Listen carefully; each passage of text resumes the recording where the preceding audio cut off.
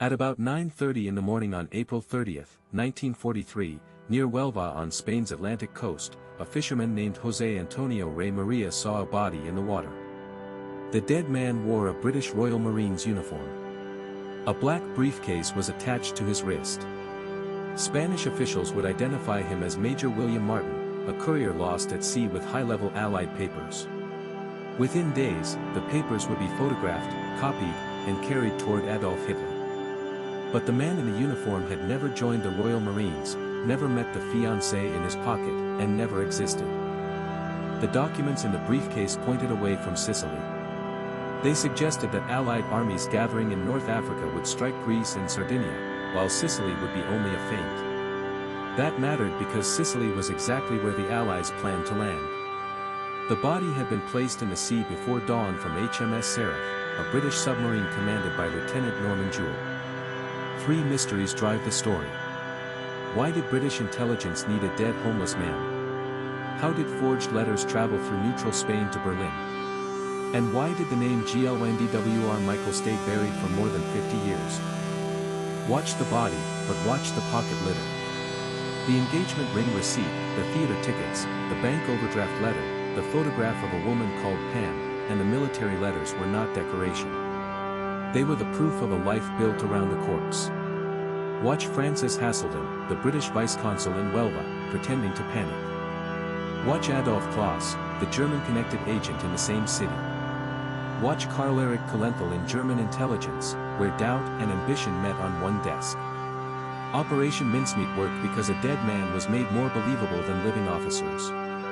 The problem began in January 1943, at the Casablanca Conference, when Allied leaders decided that the next major blow after North Africa would fall in the Mediterranean. Sicily was obvious. It sat across the sea lanes, close to Tunisia, and controlled routes into Italy. Winston Churchill called the region Europe's soft underbelly, but German planners could read maps too. If Sicily was obvious to London and Washington, it was obvious to Berlin and Rome. A landing against a fully alerted island could become a slow slaughter. The Allies needed German eyes to look somewhere else. The wider deception was called Operation Barclay. Its purpose was to persuade the Axis that the Allies intended to invade the Balkans, especially Greece, with possible operations against Sardinia and Corsica. Fake radio traffic, dummy formations, diplomatic signals, and agent reports all supported the lie. But one problem remained: German intelligence might discount rumors and radio noise. A captured document, carried by a courier who died by accident, could feel different. It would not look like propaganda. It would look like a mistake. British deception planners understood that accidental evidence often persuades better than official claims. British officers had a recent model for that kind of accident. In September 1942, a Catalina flying boat crashed near Cadiz while carrying Paymaster Lieutenant James Haddon Turner and secret papers connected to the North African landings. Spanish authorities recovered bodies and documents. The scare taught British intelligence two lessons at once. First, couriers really did travel with dangerous papers. Second, neutral Spain could become an intelligence corridor if the right people handled a body and a briefcase. Mincemeat would imitate a disaster that had almost happened by accident and turn it into a controlled leak. The seed of the idea was older. In 1939, Admiral John Godfrey, Director of Naval Intelligence, and his assistant Ian Fleming circulated a document later known as the Trap Memo. Fleming would later create James Bond, but in 1939 he was a naval intelligence officer collecting ways to bait an enemy. One proposal was titled, "A Suggestion, Not a Very Nice One." It described planting false documents on a corpse and letting the enemy find them. The idea sounded grotesque, but war had a way of moving grotesque ideas from paper to committee rooms. By late 1942, Flight Lieutenant Charles Cholmondeley had revived the corpse idea under a proposal called Trojan Horse.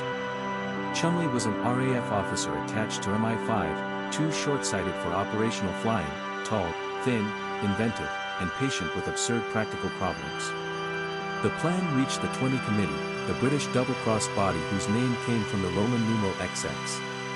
The committee handled captured German agents turned into British-controlled channels. In this case, no agent would carry the lie. A body would. The chosen codename was Mincemeat, cold enough to hide what the plan required. Cholmondeley was paired with Lieutenant Commander Ewen Montagu of Naval Intelligence. Montagu was 42, a barrister before the war, a judge's son, and a man with a gift for bureaucratic theater. Together they had to solve a brutal checklist. The body had to appear recently drowned. It had to be dressed convincingly. It needed an identity with documents that would survive seawater. It had to be released where Spanish officials would recover it and where German intelligence could reach the papers. Most important, the body needed no family asking what had happened. The man they found was Glyndwr Michael. He had been born in Aberbargod, Wales, in 1909, in the coal valleys north of Cardiff. By January 1943, he was living at the edge of London society, without steady work or a known family pressing officials for answers. He was found after ingesting rat poison containing phosphorus and died at St. Pancras Hospital on January 28. The National World War II Museum describes him as a homeless man from Wales. British intelligence now saw, in that unclaimed body, a tool. That is the darkest fact in the operation. Michael's background made the official silence possible. His father had worked in the coal industry, and his mother had died before the operation. By 1943, no close relative was standing at a mortuary door demanding a burial. Some accounts treat that as a useful administrative detail. It was more than that. It was the condition that let the state convert a private death into a military asset. In another family, a mother, brother, wife, or child could have asked where the body had gone. In Glyndwr Michael's case, the absence did the asking for nobody. Bentley Purchase, the street Pancras coroner, became the gatekeeper between death and deception. He understood what official paperwork could and could not say.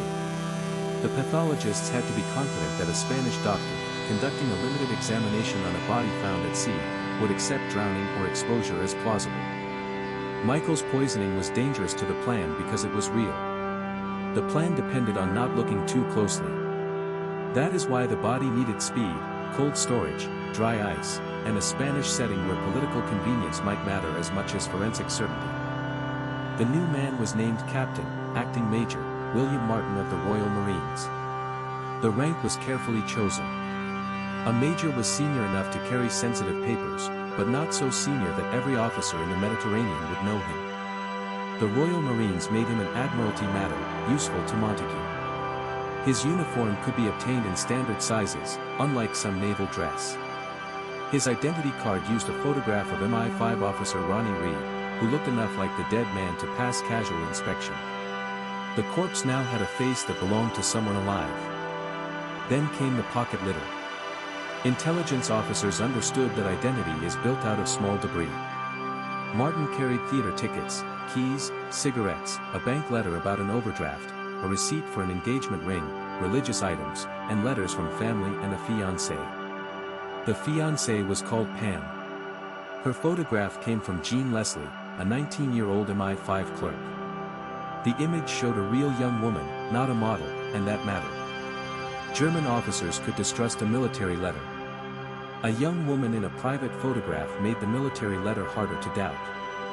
The money details were chosen with the same care. The invented Major Martin had an overdraft, a ring receipt, and small habits that implied carelessness rather than perfection. The engagement ring receipt was for more than £50, a significant sum in wartime Britain. The theater ticket stubs pointed to a recent London evening out. None of these items carried strategic information. That was why they mattered. An enemy officer finding only military documents might suspect a plant. An enemy officer finding personal mess around military documents might begin to believe the dead man had simply lived untidily. The love letters were props, but they were not casual props. They had to suggest intimacy without sounding theatrical.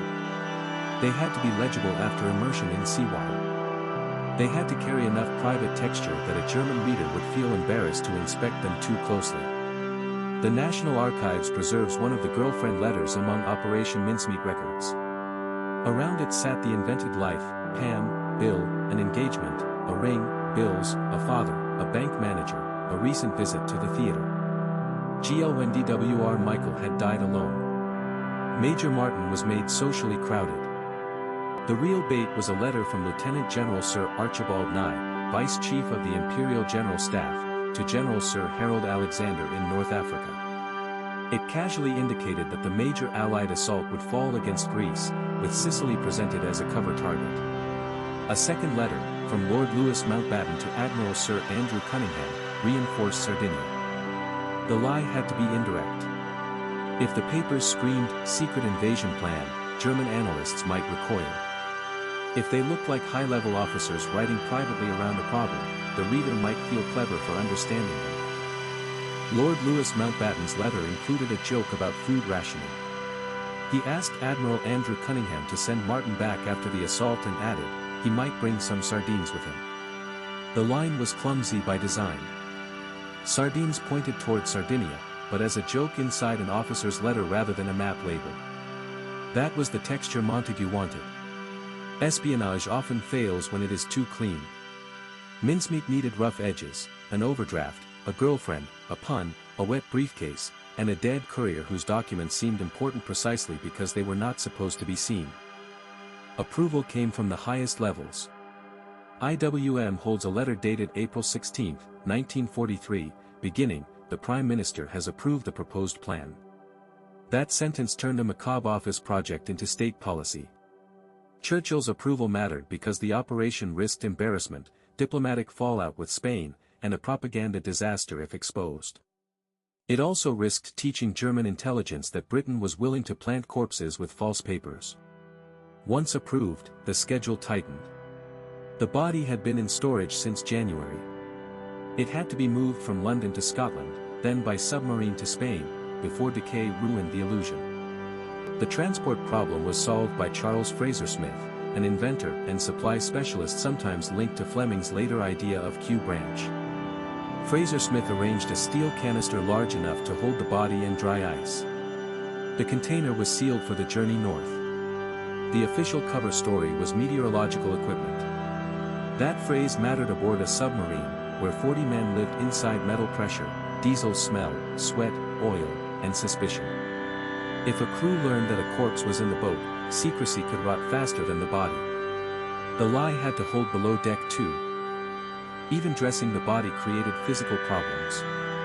Dead limbs stiffen, fabric snags, and naval uniforms are not theatrical costumes.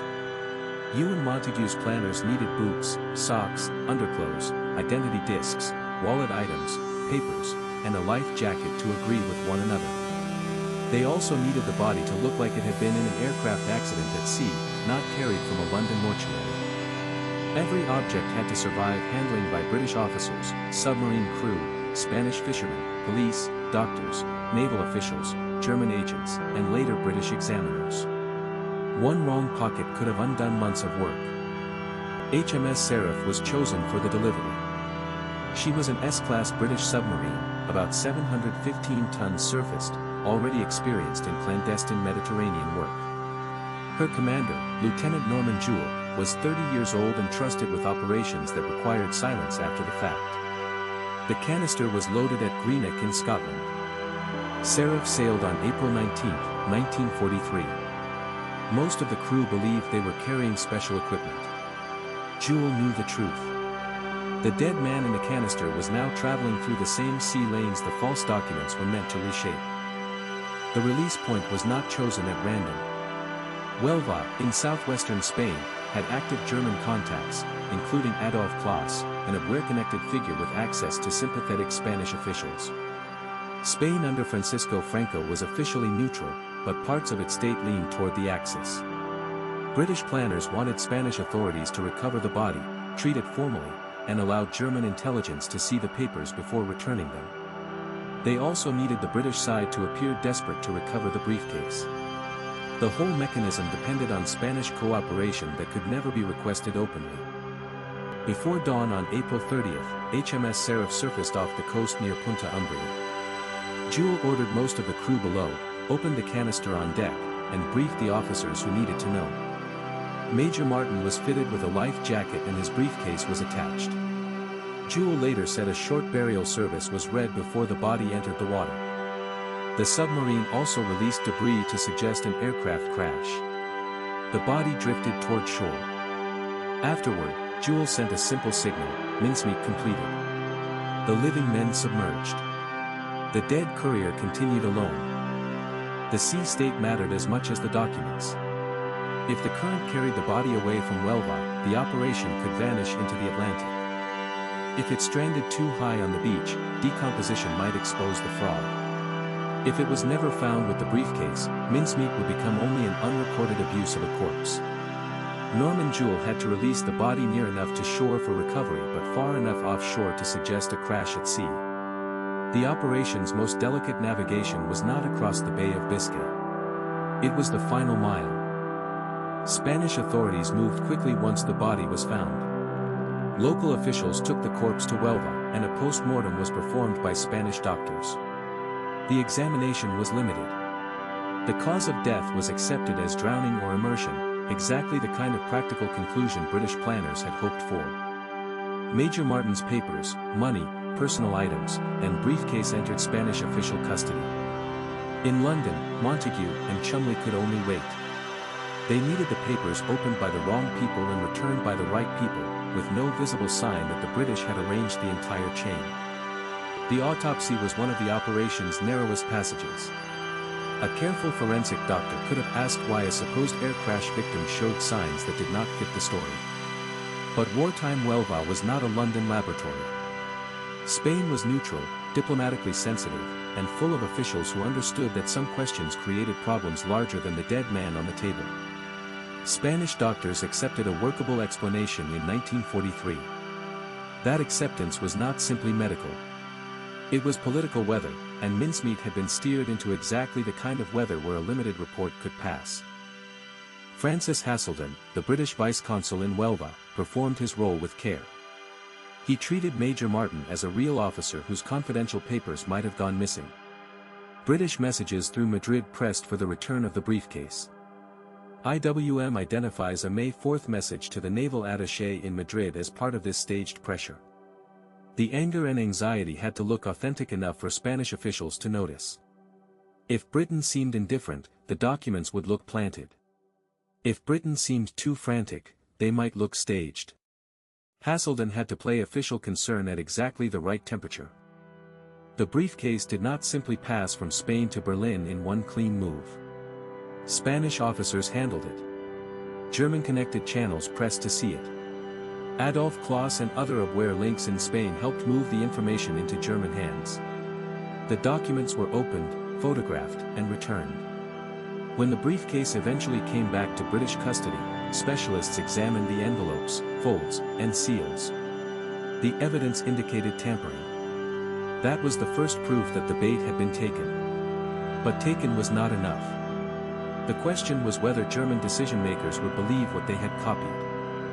Major Martin was buried in Huelva on May 2, 1943, under the name invented for him. The funeral gave the deception another layer. Spanish officers, British officials, a grave, a cross, and military formality transformed Glyndwr Michael into William Martin in public space.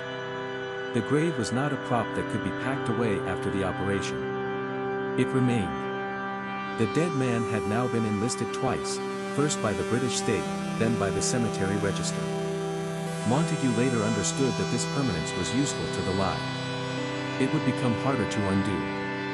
Montagu also reinforced Major Martin from London. The name appeared in a published British casualty list, placed where German intelligence could see it. That list mattered because a planted body without a matching administrative echo might look suspicious.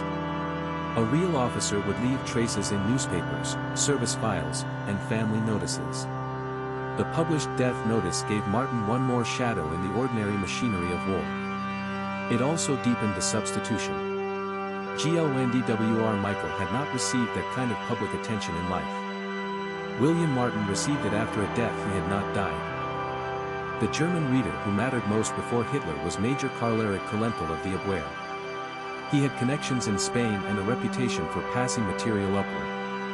Kuhlenthal was not a fool, but mincemeat was built to flatter his instincts. The documents appeared to arrive through a neutral channel, after British pressure to recover them, attached to a corpse with private details that looked painfully ordinary. That combination made skepticism harder. German intelligence did note risks, but the weight of the small details pressed against doubt. A fake man was becoming a real source. By May 1943, the false documents had reached the German High Command. Adolf Hitler accepted the central deception, that Greece and Sardinia were the principal targets, and Sicily was less likely to be the main blow. IWM records the effect plainly: German troops to Sardinia were doubled, while additional German divisions moved to Greece and the Balkans. That does not mean mincemeat alone won Sicily. It was one piece of Operation Barclay and a larger deception system. But it was the piece with a body, a briefcase, and a paper trail Hitler trusted. The British learned of the reaction through Ultra, the signals intelligence derived from German encrypted communications. Bletchley Park decrypts showed that German forces were acting on a false picture. On May 14, a message was sent to Churchill, who was then in Washington for the Trident Conference. The famous line read, "Mincemeat swallowed rod, line and sinker." A longer version added that the right people had swallowed it and appeared to be acting. For Montagu and Cholmondeley, it was the moment the corpse in Huelva became a live strategic instrument. The Ultra confirmation was especially valuable because British intelligence could not ask the Germans what they believed. Public German troop movements might be ambiguous. Diplomatic gossip might be stale. But decrypted messages gave London a hidden view of the enemy's internal reaction. That is why mincemeat belongs to both deception and code-breaking history. The lie went out through Spain. The proof came back through Bletchley Park.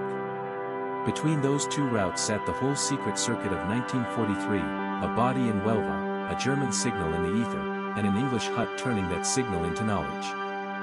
Operation Husky began on the night of July 9 to 10, 1943, with airborne and amphibious landings on Sicily. The force was enormous: British, American, Canadian, and other Allied units, with around 160,000 troops ashore in the first phase according to common campaign accounts. The Germans were not absent, and the fighting was not easy. But the landings achieved surprise in the sense that mattered. The island was not reinforced as fully as it might have been. The defenders were stretched. The forged letters had pulled German attention toward beaches where no Allied army was coming. The landings were commanded under General Dwight D. Eisenhower, with General Harold Alexander directing ground forces, Bernard Montgomery's British 8th Army in the east, and George S. Patton's U.S. 7th Army in the west. Those names usually dominate the Sicily story. Mincemeat sits behind them, smaller and stranger. It did not fire artillery, land parachutes, or steer landing craft through surf. It changed the enemy's expectations before the first assault boats touched shore. That is the peculiar power of deception. When it works, the battlefield begins before the battlefield is visible. Sicily fell after 38 days, on August 17, 1943. The campaign opened the way to mainland Italy and helped trigger the political crisis that toppled Benito Mussolini on July 25. But the hidden consequence was messier than triumph. The German army evacuated many troops from Sicily across the Strait of Messina, then moved quickly to occupy Italy after the September armistice. Mincemeat helped the Allies get ashore with fewer obstacles than expected. It did not make Italy painless. It opened a door into a campaign that would last until 1945 and kill thousands more. For Greece and the Balkans, the deception had a different shadow. German reinforcement there meant more occupation troops in regions already suffering reprisals, famine, resistance warfare, and anti-partisan violence. Allied planners had wanted German divisions in the wrong place. That was the strategic point. But a division moved to the wrong place is still a division somewhere, with rifles, trucks, orders, and civilians beneath it. The success of mincemeat is usually measured by Sicily. Its second-order effects stretched into occupied territories where people did not know a dead Welshman had helped change German priorities. There was also an Italian political consequence. Mussolini's fall on July 25, 1943, came after years of military disaster, but Sicily made the collapse immediate. The fascist Grand Council moved against him, King Victor Emmanuel III had him arrested, and Marshal Pietro Badoglio opened a long path toward armistice. Germany responded by preparing to seize Italy from its former ally. Mincemeat helped make Husky possible under better conditions. Husky helped break Mussolini's regime. But the break did not bring peace to Italy. It brought German occupation, civil war, and another 20 months of fighting. The deception also changed the British view of deception itself. Sir Michael Howard, writing in the official history of British intelligence, later called mincemeat perhaps the most successful single deception operation of the war. That praise is deserved, but it can make the operation feel cleaner than it was. Mincemeat was not magic. It succeeded because earlier failures taught lessons, Spanish channels were understood, the body was plausible enough, the documents were artful, Ultra confirmed the German reaction, and the actual invasion followed quickly enough that the lie did not have to live forever. After the war, the official story became another operation. Ewen Montagu published The Man Who Never Was in 1953 after government approval. The book revealed the broad outline but concealed the identity of Glyndwr Michael. It also softened the moral problem by suggesting family consent or at least a more respectable anonymity. A 1956 film followed, with Clifton Webb playing Montagu and the story polished for cinema. The corpse became legend. The homeless man remained mostly absent. That absence was not accidental. It protected intelligence methods, reputations, and the comfort of readers. Duff Cooper had complicated the secrecy before Montagu published. In 1950, Cooper released a novel called Operation Heartbreak, about a corpse used with false papers to deceive the enemy. The similarities were close enough to alarm people who knew the real operation. Rather than let rumor define the story, British authorities allowed Montagu to write a controlled version. That sequence is important. Mincemeat did not become public simply because the war was over. It became public because fiction had brushed too close to fact, and officials preferred an authorized myth to uncontrolled guessing. The grave in Huelva carried the name William Martin for decades. The Commonwealth War Graves Commission later took responsibility for it, and the invented officer continued to receive visitors as if he had lived. Meanwhile, researchers kept asking who the body had been. The answer became public in the 1990s, when Glyndwr Michael was identified through records connected to the street Pancras death. By 1998, his name had been added to the grave. The inscription reads, Glyndwr Michael served as Major William Martin, RM. It is both recognition and a carefully phrased evasion. There was even a rival theory. Some argued that the body might have been a sailor from HMS Dasher, an escort carrier that exploded and sank in the Firth of Clyde on March 27, 1943. The theory drew attention because Dasher produced recent bodies and a secrecy problem of its own. The British Ministry of Defence and most historians reject that claim and identify Glyndwr Michael as the mincemeat body. The dispute matters because it shows what secrecy does over time. Once a government hides a dead man's name, other dead men's names begin to crowd the empty space. The Dasher theory also reveals a discomfort with the official answer. Glyndwr Michael was not a sailor killed in uniform. He was not a volunteer. He was not a man already inside the military system. Accepting him as the body means accepting that the British state used a destitute civilian whose death was socially invisible. A sailor from HMS Dasher would make the story feel more martial, more symmetrical, more like one wartime sacrifice among many. Michael makes it harder. He makes the operation brilliant and morally uneven at exactly the same time. Jean Leslie lived long enough to see the story return in books, documentaries, and films. Her photograph had helped create Pam, the fiancée who never existed. Montagu died in 1985. Cholmondeley died in 1982. Norman Jewell lived until 2004. Fleming turned naval intelligence habits into James Bond fiction. Glyndwr Michael, who did not choose the mission, became the one name that grew larger after the files opened. In the end, the invented people aged better than the real man. Pam stayed young in a photograph. Major Martin stayed fixed in uniform. Michael finally got a name. The artifacts now sit in museums and archives, Montagu's papers at IWM, National Archives, images of the girlfriend letter and grave, the story of HMS Seraph in naval collections, and the Huelva grave itself. Each object solves one problem and opens another. The briefcase proves the craft. The letters prove the intimacy of the lie. The grave proves the cost. A document can be declassified. A body cannot be restored to consent. That is why Operation Mincemeat still feels uneasy even when every operational metric says it worked. Modern retellings have kept changing the balance. The 2021 film Operation Mincemeat put Montagu, Chumley, Jean Leslie, and Hester Leggett back into popular culture. A stage musical then turned the operation into dark comedy, songs, and rapid costume changes. Those versions are not archives, but they show the strange durability of the premise. A dead man, a false lover, a submarine, a briefcase, and Hitler deceived by paperwork still sound inventive. The danger is that theatrical strangeness can make Glyndwr Michael vanish again. He was not a plot device. He was the body. The final arithmetic is tempting and dangerous. Thousands of Allied lives may have been saved. Sicily was taken in 38 days. German forces were pulled toward Greece, Sardinia, and the Balkans. Mussolini fell. The Mediterranean War shifted. All of that is true. It is also true that the central human instrument was a 34-year-old Welshman who died in poverty and was used because nobody was there to refuse. The operation asks whether success can wash away that fact, or whether the fact remains attached like the briefcase on Major Martin's wrist. So here is the question Operation Mincemeat leaves us with. When a country fighting a necessary war finds an unclaimed body, gives him a uniform, a fiancé, a wallet, a rank, a mission, and a lie that helps move enemy divisions, who gets to decide what that dead man has served?